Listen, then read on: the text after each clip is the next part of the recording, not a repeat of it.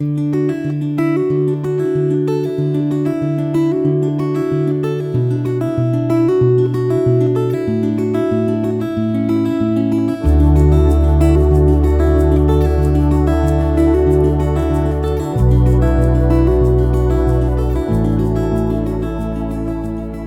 reading begins in 2 Kings, chapter 3, starting in verse 1. Now Jehoram the son of Ahab began to reign over Israel in Samaria in the 18th year of Jehoshaphat king of Judah, and reigned 12 years. He did that which was evil in the Lord's sight, but not like his father and like his mother, for he put away the pillar of Baal that his father had made. Nevertheless, he held to the sins of Jeroboam the son of Nebat, with which he made Israel to sin. He didn't depart from them. Now Mesha the king of Moab was a sheep breeder, and he supplied the king of Israel with 100,000 lambs, and the wool of 100,000 rams. But when Ahab was dead, the king of Moab rebelled against the king of Israel. King Jehoram went out of Samaria at that time, and mustered all Israel.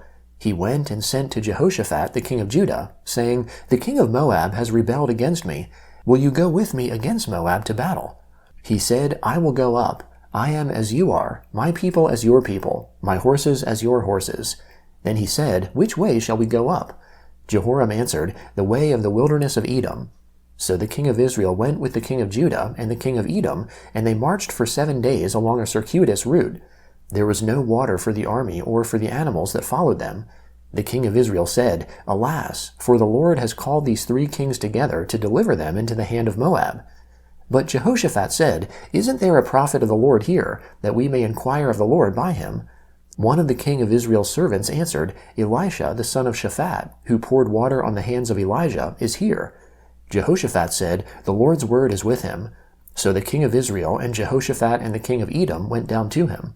Elisha said to the king of Israel, "What have I to do with you? Go to the prophets of your father and to the prophets of your mother." The king of Israel said to him, "No, for the Lord has called these 3 kings together to deliver them into the hand of Moab." Elisha said, "As the Lord of armies lives, before whom I stand, surely, were it not that I respect the presence of Jehoshaphat the king of Judah, I would not look towards you, nor see you. But now bring me a musician." When the musician played, the Lord's hand came on him. He said, "The Lord says, make this valley full of trenches. For the Lord says, you will not see wind, neither will you see rain, yet that valley will be filled with water, and you will drink, both you and your livestock and your other animals. This is an easy thing in the Lord's sight. He will also deliver the Moabites into your hand. You shall strike every fortified city and every choice city, and shall fell every good tree, and stop all springs of water, and mar every good piece of land with stones." In the morning, about the time of offering the sacrifice, behold, water came by the way of Edom, and the country was filled with water. Now when all the Moabites heard that the kings had come up to fight against them, they gathered themselves together, all who were able to put on armor, young and old, and stood on the border. They rose up early in the morning, and the sun shone on the water, and the Moabites saw the water opposite them as red as blood. They said, "This is blood. The kings are surely destroyed, and they have struck each other. Now therefore, Moab, to the plunder." When they came to the camp of Israel, the Israelites rose up and struck the Moabites, so that they fled before them, and they went forward into the land, attacking the Moabites. They beat down the cities, and on every good piece of land each man cast his stone, and filled it. They also stopped all the springs of water, and cut down all the good trees, until in Kir Hareseth all they left was its stones. However, the men armed with slings went around it and attacked it. When the king of Moab saw that the battle was too severe for him, he took with him 700 men who drew a sword, to break through to the king of Edom, but they could not. Then he took his oldest son, who would have reigned in his place, and offered him for a burnt offering on the wall. There was great wrath against Israel, and they departed from him, and returned to their own land. Now a certain woman of the wives of the sons of the prophets cried out to Elisha, saying, "Your servant my husband is dead. You know that your servant feared the Lord. Now the creditor has come to take for himself my 2 children to be slaves." Elisha said to her, "What should I do for you? Tell me, what do you have in the house?" She said, "Your servant has nothing in the house, except a pot of oil." Then he said, "Go, borrow empty containers from all your neighbors. Don't borrow just a few containers. Go in and shut the door on you and on your sons, and pour oil into all those containers, and set aside those which are full." So she went from him and shut the door on herself and on her sons. They brought the containers to her, and she poured oil. When the containers were full, she said to her son, "Bring me another container." He said to her, "There isn't another container." Then the oil stopped flowing. Then she came and told the man of God. He said, "Go, sell the oil and pay your debt, and you and your sons live on the rest." One day Elisha went to Shunem, where there was a prominent woman, and she persuaded him to eat bread. So it was that as often as he passed by, he turned in there to eat bread. She said to her husband, "See now, I perceive that this is a holy man of God who passes by us continually. Please, let's make a little room on the roof. Let's set a bed, a table, a chair, and a lampstand for him there. When he comes to us, he can stay there." One day he came there, and he went to the room and lay there. He said to Gehazi his servant, "Call this Shunammite." When he had called her, she stood before him. He said to him, "Say now to her, Behold, you have cared for us with all this care. What is to be done for you? Would you like to be spoken for to the king, or to the captain of the army?" She answered, "I dwell amongst my own people." He said, "What then is to be done for her?" Gehazi answered, "Most certainly she has no son, and her husband is old." He said, "Call her." When he had called her, she stood in the door. He said, "At this season next year you will embrace a son." She said, "No, my lord, you man of God, do not lie to your servant." The woman conceived and bore a son at that season when the time came around, as Elisha had said to her. The book of Acts, chapter 14, starting in verse 8. At Lystra, a certain man sat, impotent in his feet, a cripple from his mother's womb, who had never walked.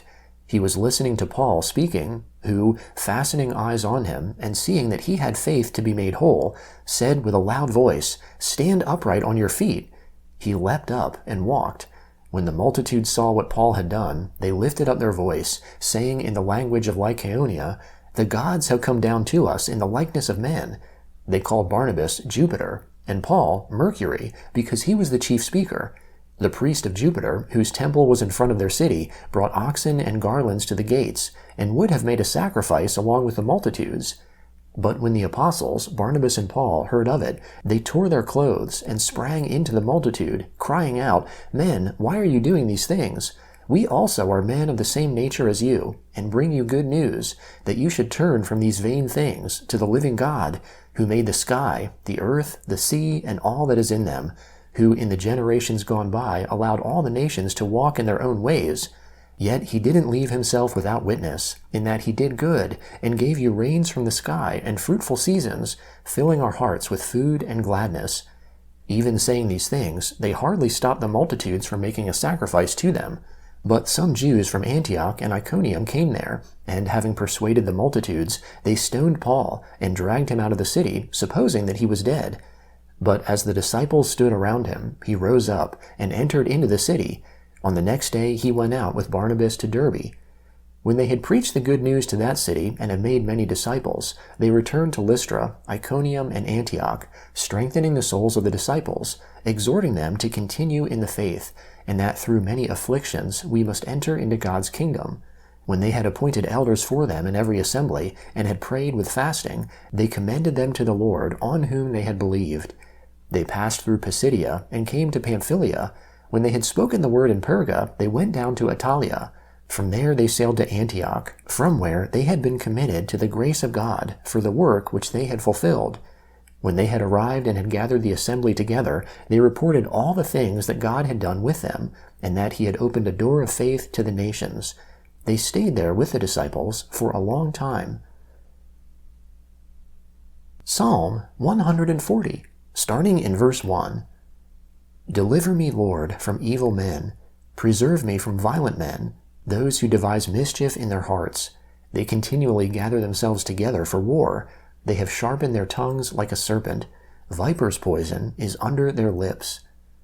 Lord, keep me from the hands of the wicked. Preserve me from the violent men who have determined to trip my feet. The proud have hidden a snare for me. They have spread the cords of a net by the path. They have set traps for me. I said to the Lord, "You are my God. Listen to the cry of my petitions, Lord. Lord, the strength of my salvation. You have covered my head in the day of battle. Lord, don't grant the desires of the wicked. Don't let their evil plans succeed, or they will become proud. As for the head of those who surround me, let the mischief of their own lips cover them. Let burning coals fall on them. Let them be thrown into the fire, into miry pits, from where they never rise. An evil speaker won't be established in the earth. Evil will hunt the violent man to overthrow him. I know that the Lord will maintain the cause of the afflicted, and justice for the needy. Surely the righteous will give thanks to your name. The upright will dwell in your presence. Proverbs chapter 17, verse 22. A cheerful heart makes good medicine, but a crushed spirit dries up the bones.